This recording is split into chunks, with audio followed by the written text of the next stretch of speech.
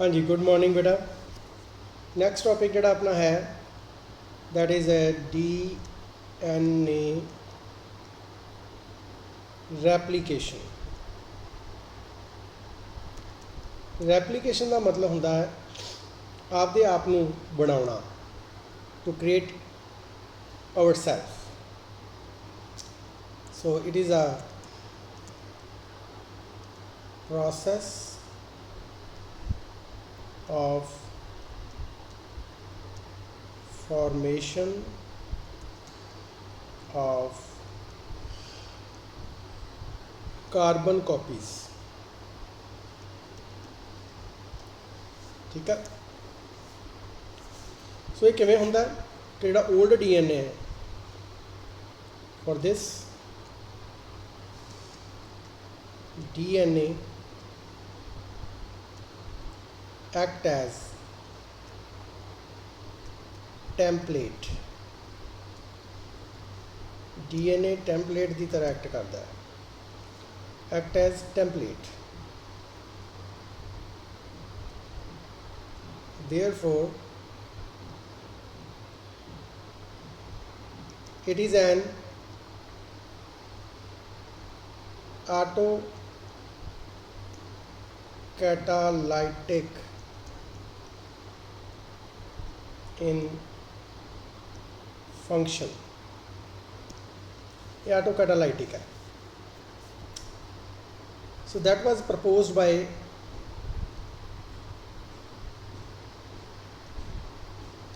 Watson and Crick। Watson and Crick, that replication is carried out by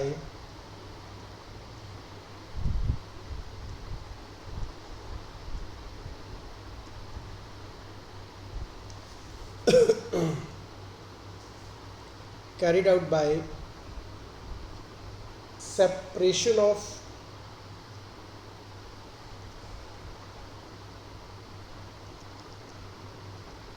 two strands। दो strands अलग अलग हो जाते हैं।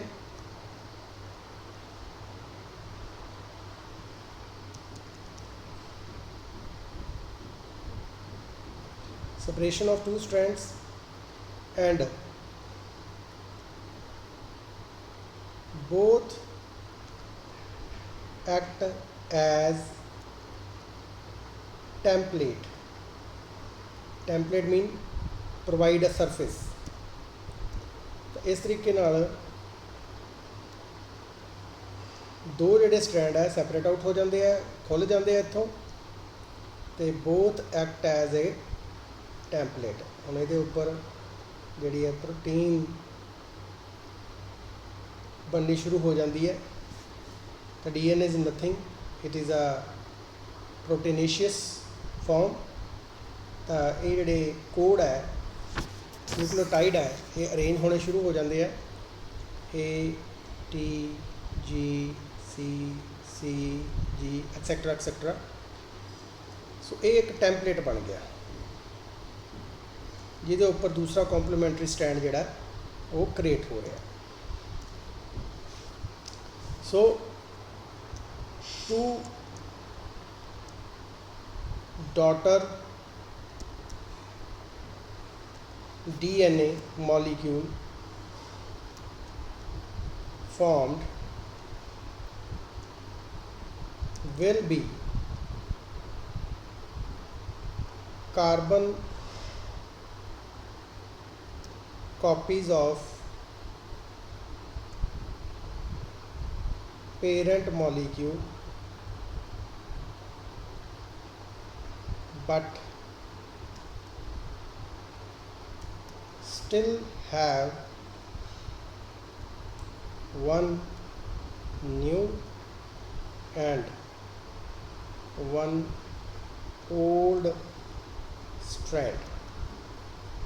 तो जदों नवा बन जाता है तो एक नवा तो एक पुराना। हम जो DNA बन गया ਉਹਦੇ 'ਚ ਇੱਕ ओल्ड होएगा ਤੇ ਇੱਕ न्यू स्ट्रैंड होएगा। तो ये तो दो कापी तैयार हो गई। तो इस करके इन्हू सैमी कंजरवेटिव बोलते हैं, क्योंकि ये एक चीज़ कंजर्व है, मीन ओल्ड आ, दूसरा पासा न्यू होया, तो इनू की बोलते हैं, it's a semi conserve. Now mode of replication.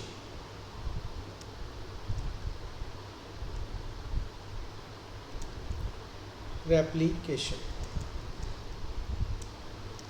Mode की है असल दे विच, जिवें आपां गल करके हटे हैं कि सैमी कंजरवेटिव है, बट ये मल्टी स्टैप प्रोसैस है। It is a multi step process. Multi step process क्यों है? क्योंकि ये कई एंजाइम नीडेड है विच requires dozen of enzymes, ठीक है, and proteins, enzymes and proteins और protein factor,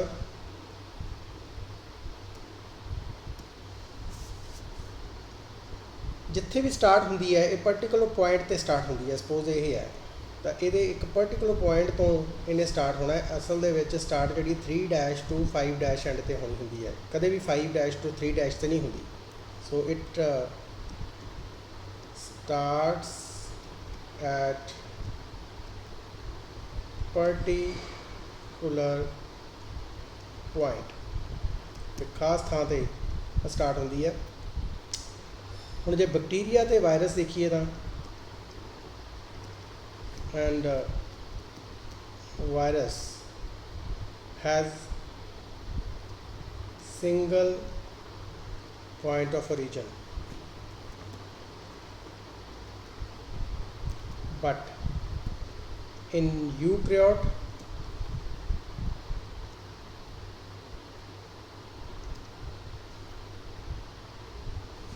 numerous या number of origin of replication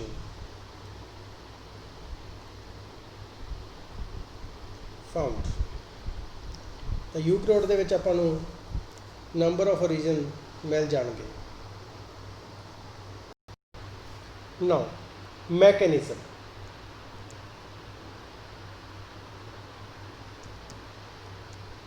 mechanism की है? पहला step 1।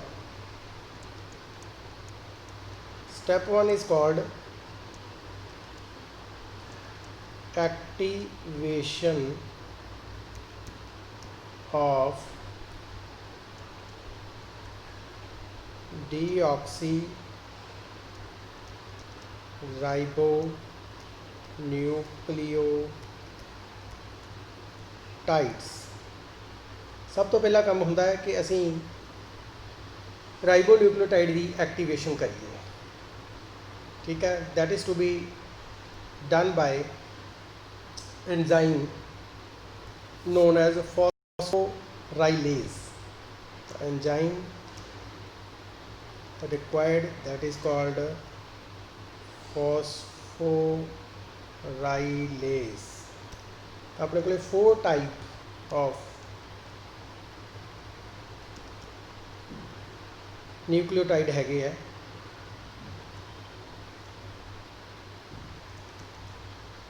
That is DEAMP, DEGMP, DECMP, DETMP। ये किधर कन्वर्ट हो जाते हैं? They get phosphorylated and convert into by this enzyme into ATP, GTP, CTP, TTP। तो that is a activation।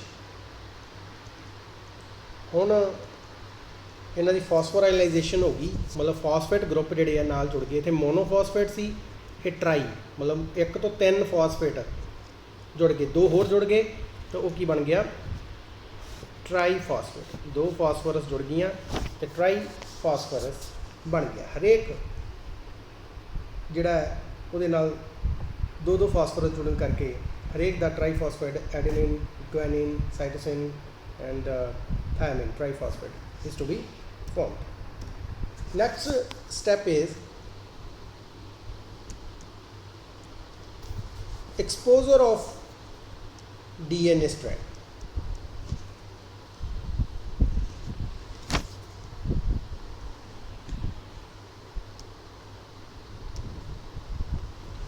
ਹੁਣ DNA स्ट्रैंड ने खुलना है, ठीक है।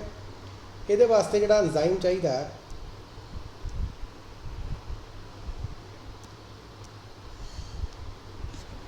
that is a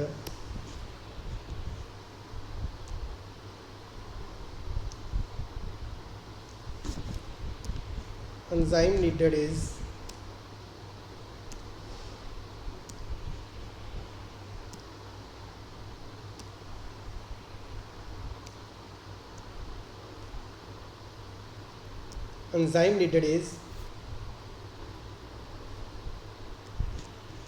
topoisomerase,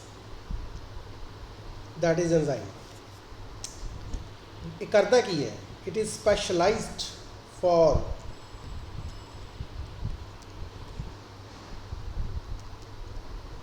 nicking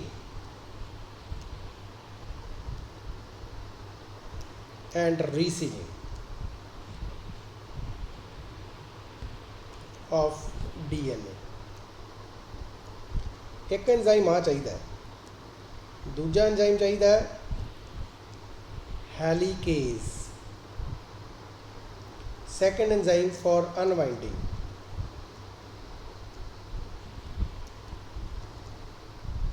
सानू पता DNA इस तरह होंदा, ठीक है। हुण इहदी अनवाइंडिंग जिहड़ा हेलिकेज, जदों इहदा हेलिकेज आ जांदा तो की करता है, इहनूं खोल दिंदा, दैट इज़ कॉल्ड अनवाइंडिंग, ठीक है। अनवाइंडिंग हो जाती है। Moreover it is to be stabilized by third enzyme जिहड़ा इत्थे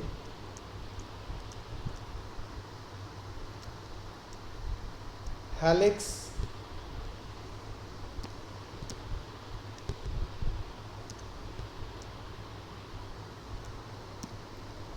destabilizing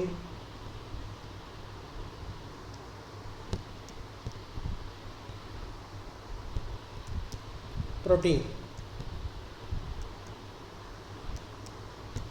ठीक है, जिहड़ा इनू अनवाइंड पक्का करके रखता है, दोबारा वो वाइंडिंग वो नहीं होती। Now step 3 is nick, cut, or you can say incision.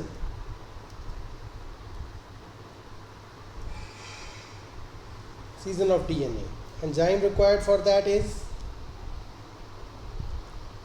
called endonuclease. ਇਹਨੂੰ एंडोन्यूक्लीएस बोलते हैं। ਇਹਦੇ ਨਾਲ ਕੀ ਹੁੰਦਾ ਕਿ ਜਿਹੜਾ DNA है ਉਹਦੇ 'ਚ ਕੱਟ ਲੱਗ ਜਾਂਦਾ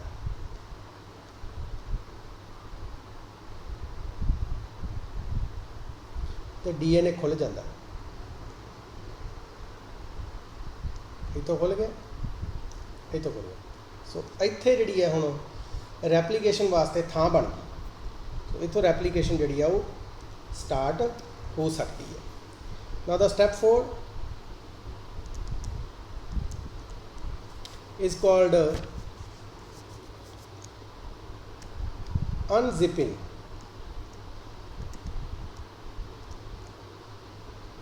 of DNA. जिथों कट लग्या है, इंसीजन लग्या है, उतों इन्हें खुलना शुरू कर देना। तो ये वास्ते आप पहले भी गल कर चुके हैं, एंजाइम जिहड़ा रिक्वायर्ड है that is DNA helicase and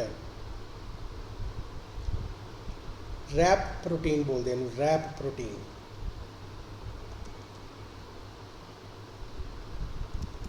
जिहड़ा की करता है, जिहड़े इन्हां विचले हाइड्रोजन बॉन्ड आ उन्होंने ब्रेक करता,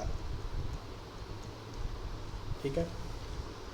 इस तरीके नाल जिहड़ा DNA होया हुंदा है, कट्टिया होया हुंदा जिथों, वो की हो जाता हुण अनवाइंड हो जाता, उत्थों अनवाइंडिंग हो जाती है। स्टैप 5 इज़, नैक्सट स्टैप की है, हुण अनवाइंड तो हो गया but we need to keep it unwinding, इस तरह ही रहे। Then use of SSBP, that is a protein, it is called single stranded binding protein. So that protein is to be used to keep DNA unwinded, and for that it is like that कि ID ये उपर इस तरीके नाल SSBP जिहड़ी है पई हुंदी है, तां जो ये दोवें स्ट्रेन्स जिहड़ियां एक दूजे तो दूर रहन, दोबारा आपस दे विच ना मिलन। दैन इहदे करके जिहड़ी इत्थे टेंशन प्रोड्यूस हुंदी है इस पॉइंट ते, that is to be released bye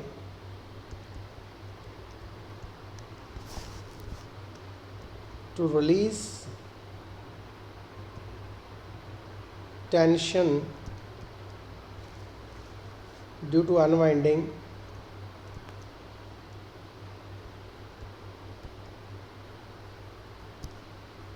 enzyme gyrase, or you can say topoisomerase is to be used, ये यूज़ की जाती है।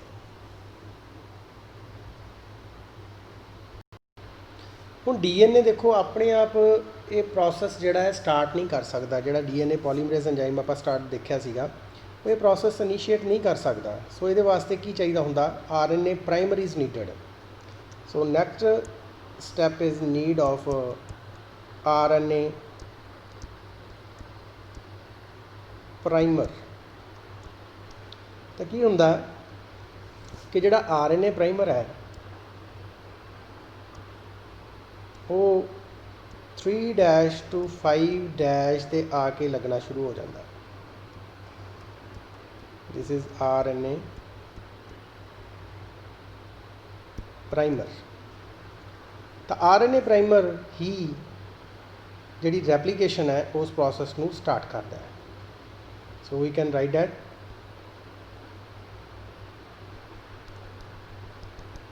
so DNA polymerase can't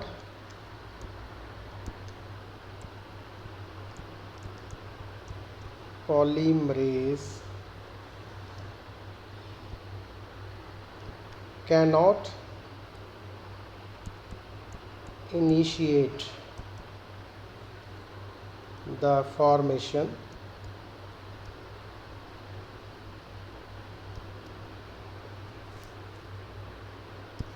so RNA polymerase, which is called RNA primer,